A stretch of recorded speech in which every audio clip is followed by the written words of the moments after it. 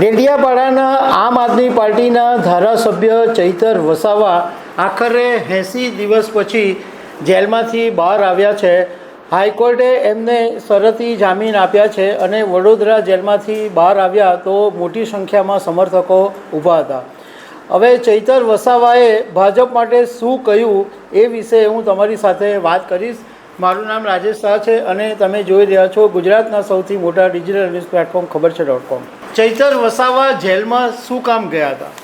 વાત એમ બનેલી કે 5 જુલાઈ 2025ના દિવસે નર્મદા જિલ્લાના ડેડિયાપાડાની અંદર એક આદિજાતિ વિકાસ કચેરીની અંદર સંકલન બેઠક મળેલી હતી અને એની અંદર બધા મુદ્દાઓ પર ચર્ચા ચાલી રહી હતી। એમાં એક વરસાદના મુદ્દા ઉપર ડેડિયાપાડાના ધારાસભ્ય ચૈતર વસાવા અને ભાજપના તાલુકા પંચાયતના પ્રમુખ સંજય વસાવા વચ્ચે કોઈ બાબતે બોલાચાલી થઈ ગઈ અને ચૈતર વસાવા ગુસ્સામાં આવી ગયા અને એ વખતે એમણે છૂટો ગ્લાસ સંજય વસાવા પર મારેલો એવો એમની પર આરોપ લાગેલો અને ત્યારથી સંજય વસાવાએ પોલીસમાં ફરિયાદ કરી અને પોલીસે ચૈતર વસાવાને જેલમાં પૂરી દીધા। પહેલાં રાજપીપળા પછી વડોદરા જેલમાં એમને શિફ્ટ કરી દેવામાં આવ્યા હતા। ચૈતર વસાવાએ ઘણી વખત જામીન માંગવાની કોશિશ કરી પરંતુ એમને જામીન મળ્યા નહોતા। આખરે હાઈકોર્ટની અંદર જામીન માટે અરજી કરેલી પરંતુ શરતી જામીન હાઈકોર્ટે આપ્યા છે। હવે ચૈતર વસાવાની પર એવો પણ આરોપ હતો કે એમણે ભાજપના એક મહિલા નેતાને પણ અશબ્દો અને અભદ્ર ભાષામાં ટિપ્પણી કરી હતી। હવે કોર્ટે કઈ શરતો પર જામીન આપ્યા છે એ તમને કહું તો કોર્ટે એમ કીધું છે કે ચૈતર વસાવા ડેડિયાપાડાની અંદર કોર્ટ કાર્યવાહી સિવાય પ્રવેશ નહીં કરી શકશે। બીજી શરત એ છે કે ફરીથી કોઈપણ ગેરકાયદેસર પ્રવૃત્તિમાં સંડોવાશે એવી ખબર પડશે તો જામીન રદ કરી દેવામાં આવશે।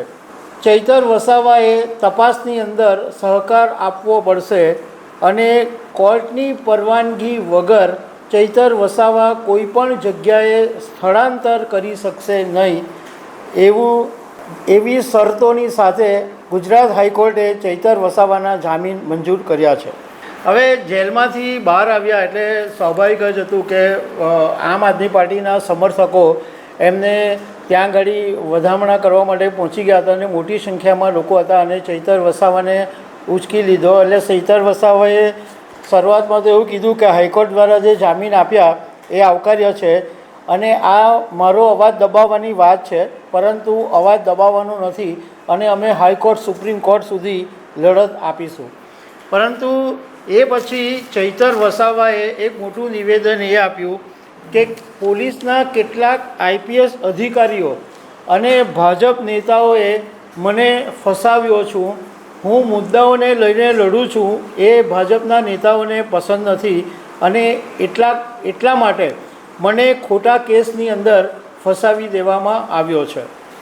પણ હવે ચૈતર વસાવા બહાર આવી ગયા છે તો એ ભાજપ માટે થોડીક મુશ્કેલી ઊભી થઈ શકે કારણ કે આમ આદમી પાર્ટીના ગોપાલ ઇટાલિયાને કારણે ઓલરેડી ભાજપ ટેન્શનમાં છે અને ચૈતર વસાવા પણ બહાર આવશે તો એમને ઘણા બધા લોકોનું ખાસ કરીને આદિવાસી સમાજનું મોટું સમર્થન છે।